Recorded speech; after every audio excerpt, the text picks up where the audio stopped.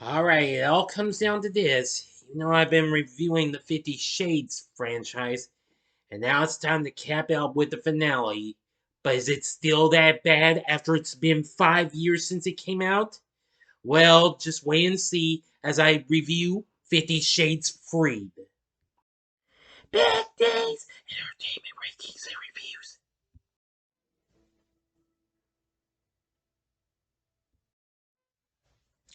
So, greetings, my fellow YouTubers, and welcome to Big D's Entertainment Rankings and Reviews. My name's Duel, better known to you as the Big D, and this time around I bring to you a review of the 2018 erotic romance drama flick 50 Shades Freed, released by Universal, directed by James Foley, who directed the previous film in the 50 Shades franchise, written by Neil Leonard, and based on E.L. James' 2012 novel of the same name. This is the third and final installment of the 50 Shades trilogy. Dakota Johnson and Jamie Dornan return as Anastasia Steele and Christian Grey, and follows the couple as they marry and must deal with Anna's former boss, who begins to stalk them. Well, like the other two films, it got heavily dissed and what have you, but still did well. This came out 5 years ago this day, February 9th, 2018, here in the US. Now, of course, the film was shot simultaneously with its predecessor. But however, it was the lowest grossing of the previous two. Now, before I get into the story, if you haven't seen my reviews for 50 Shades of Grey and 50 Shades Darker, click on that card and it'll take you to the playlist, so that way you can catch what you might have missed or see them again if you'd like. Which I could see it, they've been getting pretty good views. 50 Shades Darker's done pretty well. It's already become one of my top viewed vids this month already. That's good. Okay, I've done enough talking, so let's get started. Newlyweds Christian and Anastasia are forced to cut their honeymoon short and return home after receiving news of a break-in at his corporate headquarters. Some computer files were stolen and security camera tapes identify the perpetrator as Jack Hyde, Anna's former boss who was fired for sexual assault. Meanwhile, Anna is introduced to her new personal security team. Christian surprises Anna with a new house and has hired an attractive architect, Gia Mateo, to rebuild it for her. She is annoyed when Gia openly flirts with him in her presence. Anna privately threatens to fire Gia if she keeps it up, forcing her to stop. When Christian is away on a business trip, Anna disregards his wishes that she stay at home and meets her friend Kate Kavanaugh for a drink. Kate is dating Christian's older brother Elliot and fears Elliot may be having an affair with Gia, his business associate. Jack Hyde attempts to kidnap Anna when she gets home, and her security team subdues him and he's arrested. After arguing with Christian about her night out with Kate, Anna berates him for being overly controlling and possessive and demands more freedom. Soon after, he surprises her with a trip to Aspen, bringing along Kate, Elliot, Mia, and Jose.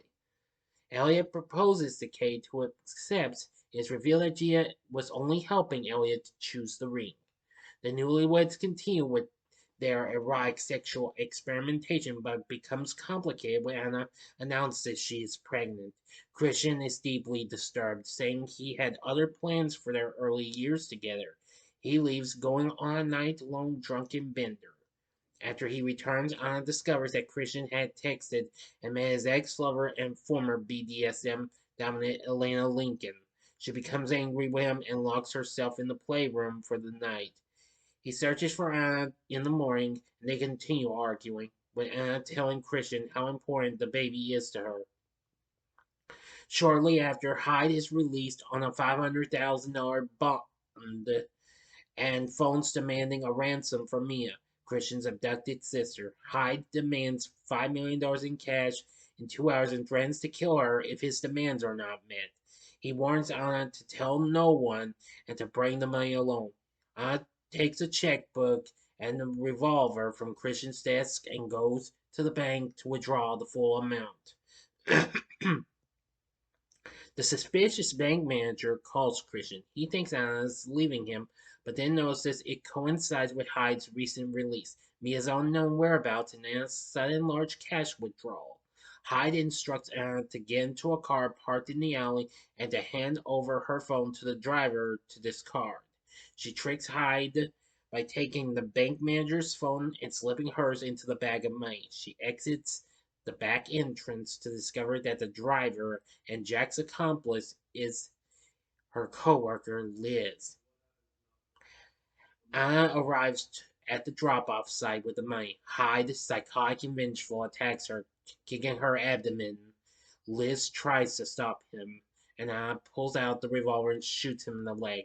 Christian and his security team, who electronically tracked Anna's cell phone, arrive and apprehend Hyde and Liz. Anna blacks out as she hears Christian's voice. Alright, now for the ending. As always, you know the procedure. You have 5 seconds to stop this video. Go to the description box below and fast forward to the time below. If you've seen the movie already, please continue once the time is over with. Thank you as always, and here we go.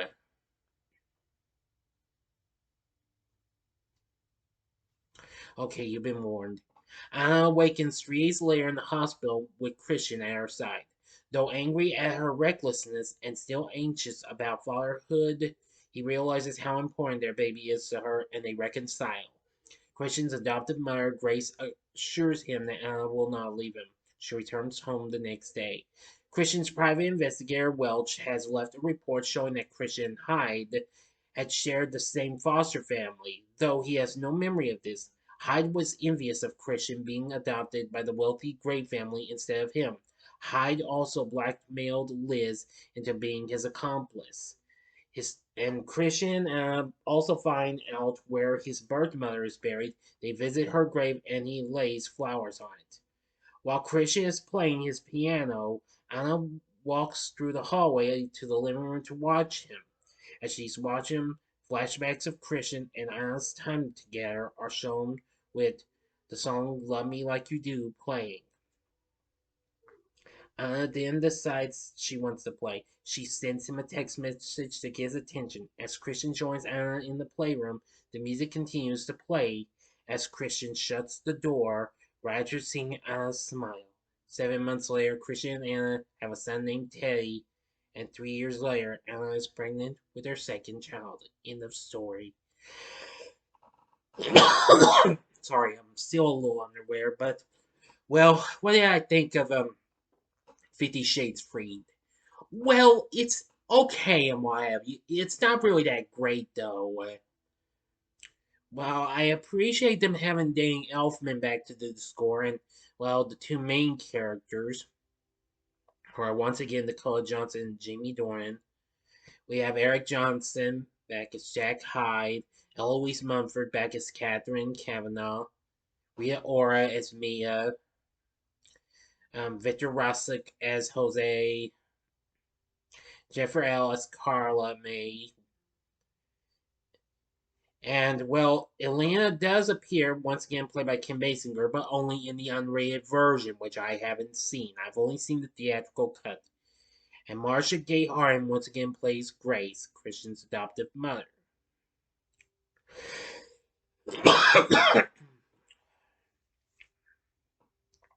Anyway, there's some other cast members. I don't want to talk a lot about them. The cast is alright and what have you. Now, this film opened and, well, it made just as much as they wanted, but it was the lowest of the trilogy, though. It made 38 million at the box office, considering it was released alongside Peter Rabbit and 1517 to Paris. Anyway, so anyway,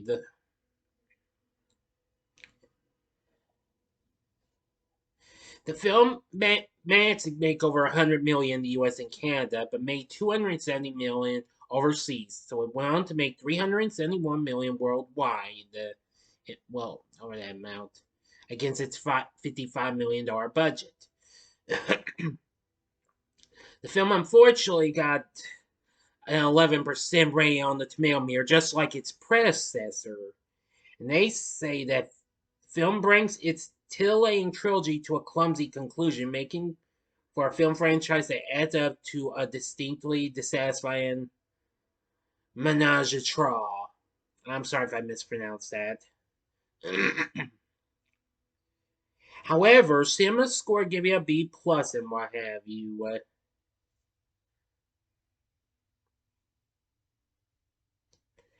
So anyway, there were tons of lot of others. Now, however, there was one good review.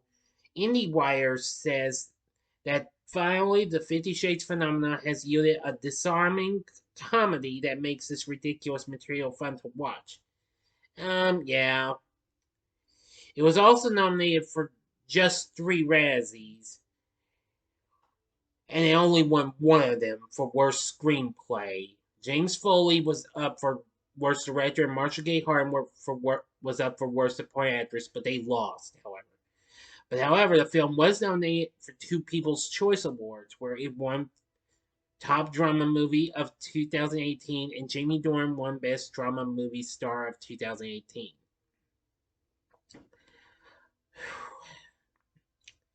The film got a release on digital 2.5 months later, and then a few weeks later, physical media followed. It would get released in a non-rated cut as well, but I haven't seen it. But anyway, well, I agree that critics were harsh on the acting and the screenplay. Yeah, the story was kind of a mixed bag and what have you. It just kind of left me a little, I don't know. I wouldn't think this is as good as the first 2, but it tries to do its extreme best. So anyway, that's about all I can tell you. Some of the cast wasn't too bad, and Danny Elfman's score wasn't too bad. So overall, I'd say if you're a diehard fanatic of this series, give it a one-time watch. But if you're not, then avoid it. That's all I can tell you. That's my verdict for this film. I can't really defend this film. So, what are your thoughts on 50 Shades Freed? Let me know in the comments section below. If you like this video, click the like button, subscribe, and be a part of the Big D Nation. And stay tuned, we'll have another video come up soon, and it will be a spoiler-free review of a recent film. Not a new film, a recent film. Stay tuned and find out what it is. Anyway, if you like this, consider checking out some of these other their films and what have you. In the upper left-hand corner is the back-to-back review I did for Devil in the Flesh and Devil in the Flesh 2. The upper right-hand corner is my review on the Wedding Crashers. And if you would like a different type of wedding flick with craziness, go to the bottom left-hand corner and see my review of the third American Pie film, American Wedding. And the bottom right-hand corner is the button you can click to subscribe. If you like rankings and reviews on movies, TV, music, video games, etc., then I'm your guy. Thank you for watching. Until next time, I'm the Big D saying, see ya.